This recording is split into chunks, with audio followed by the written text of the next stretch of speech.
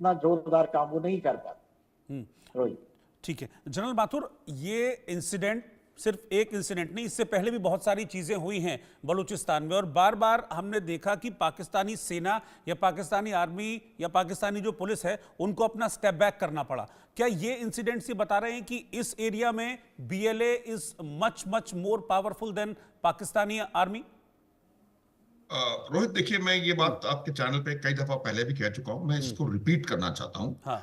जो सेना commercial activities में शामिल है, जो सेना पाकिस्तान की सरकार चलाती है, पाकिस्तान की ब्यूरोक्रेसी चलाती है, पाकिस्तान की डिप्लोमेसी डिसाइड करती है, पाकिस्तान की फॉरेन पॉलिसी डिसाइड करती है, पाकिस्तान में साबुन से लेकर के जहाज तक हर चीज वो कमर्शियल तौर पे बनाती है, और पूरी सबसे बड़ी लैंड होल्डिंग जो है पाकिस्तान में वो पाकिस्तानी सेना के अफसर हैं। जो सेना इस कदर कॉमर्शियलाइज्ड एक्टिविटीज में शामिल होती है, यदि मेरे पाकिस्तानी मित्र सुन रहे हैं तो इसको ध्यान से सुने, वो सेना कभी भी प्रोफेशनलिज्म के साथ काम नहीं कर सकती।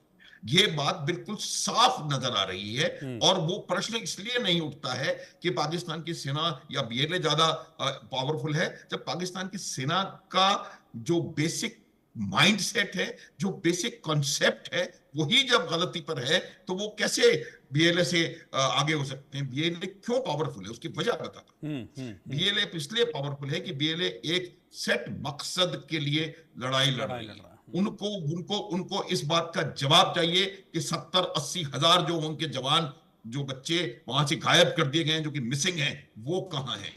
जो एक्सप्लॉयटेशन हो रहा है, जितनी भी एसेट्स हैं, नेचुरल रिसोर्सेज हैं वहां पर, वो नेचुरल रिसोर्सेज का जो जिस प्रकार से दोहन हो रहा है, और कहीं हमने पहले डिस्कस किया था कि 50% जो चाइना सीपीईसी है, चाइना के पास जाता है 48, पाकिस्तान के पंजाब में चला जाता है, और सिर्फ 2% जो है सबसे बड़े और सबसे इंपॉर्टेंट जगह पर सिर्फ 2% उसका प्रयोग में लाया जाता है। तो ये तमाम चीजें किस प्रकार से उन्होंने इस क्षेत्र को नेग्लेक्ट किया है। देखिए, अगर आपको कोई इंटीग्रेशन किसी भी हिस्से का करना है, तो उस हिस्से की समस्याओं को समझना, उनका निराकरण करना, और फिर उसको डेवलपमेंटल एक्टिविटी में आगे लेकर के आना। आप देखें किस प्रकार से पूरे नॉर्थ ईस्ट ऑफ इंडिया में हमने हालात को बिल्कुल काबू किया, किस प्रकार से वहां डेवलपमेंट हो रहा है, किस प्रकार से जम्मू कश्मीर में डेवलपमेंट हो रहा है, और आने वाले समय में हम वही डेवलपमेंट पीओजे के जो उनके इलीगल कब्जे में है उसमें भी करके दिखाएंगे, और उनको साथ लिया है। और जब उनको साथ लिए, इस वजह से आप देखिएगा कि किस प्रकार से आज कश्मीर का युवा या पूर्वोत्तर राज्यों का युवा पूरे भारतवर्ष के साथ पूरे मिलाओ। तो इन लोगों से इन्होंने क्या किया है? इन्होंने ताकत का प्रयोग करने की कोशिश करी है, और वो इसीलिए करी है कि उनको शुरू से इस बात को सिद्ध करना था कि हम पावरफुल हैं और हम ताकत के प्रयोग से इस समस्या का समाधान निकाल सकते हैं। देखिए रोहित, इन समस्याओं का समाधान ताकत से, सेना से नहीं निकलता। इन समस्याओं का समाधान वहां के लोगों की परेशानियों को, उनके कंसर्न्स को समझना, प्रॉब्लम को आइडेंटिफाई करना। जब आपकी सेना और आप लोग प्रॉब्लम को मानने को ही तैयार नहीं है रोहित, तो आप बताएं किस प्रकार से उस प्रॉब्लम का सॉल्यूशन निकलेगा? आपके हिसाब से तो कुछ गड़बड़ है ही नहीं वहां पे।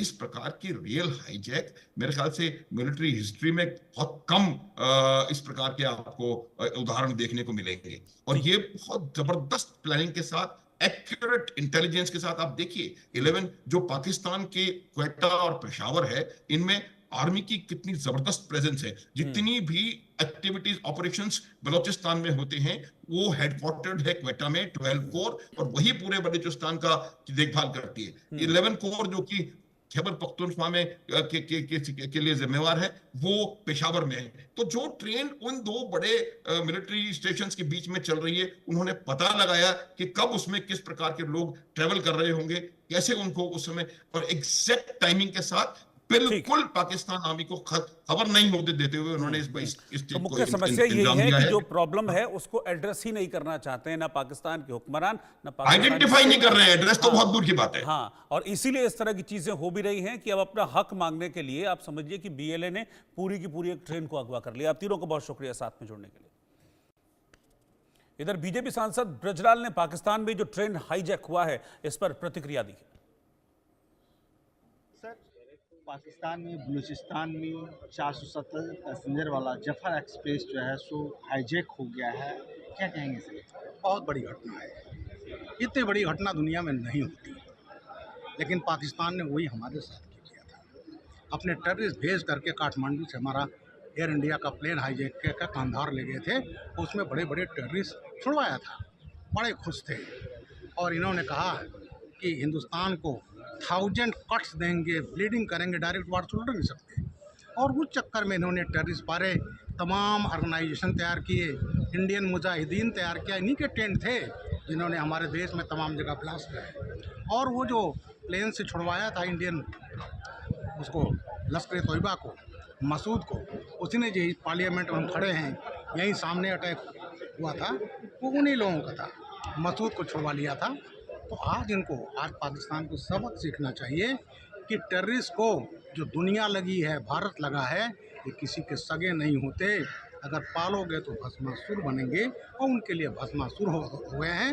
मैं आशा करता हूँ ईश्वर भला करे कि वो जो पैसेंजर 470 वो सुरक्षित रहें। लेकिन पाकिस्तानियों को ये सबक सीख लेना चाहिए कि टेररिस्ट दूसरे के लिए अगर कुआं खोदोगे, काई खोदोगे, आपके लिए कुआं समुद्र तैयार हो जाएगा, जो पाकिस्तान के लिए। सर क्या वजह है वो इलाका जो, क्योंकि ये ट्रेन क्वेटा से पेशावर की ओर जा रही थी, क्या वजह है कि पाकिस्तान में के कब्जे में है, फिर भी इस तरह की घटना घट गई? ऐसा बलूचिस्तान के साथ जाती हुई। जब देश आज़ाद हुआ सन 47 में, तो बलूचिस्तान अलग देश था, उसका प्राइम मिनिस्टर होता था, उसको इन्होंने कब्जा कर लिया। खनिज वहाँ है, लेकिन हुकूमत चलती है एक ख़ास वर्ग की, खासकर वहाँ पंजाबियों की।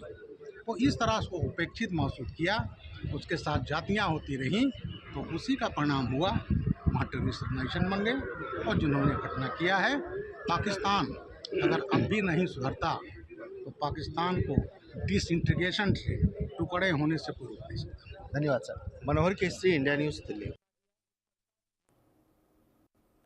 और फिलहाल इस बड़ी खबर पर हम लगातार अपडेट जारी रखेंगे। एक ब्रेक के बाद लौटेंगे वापस।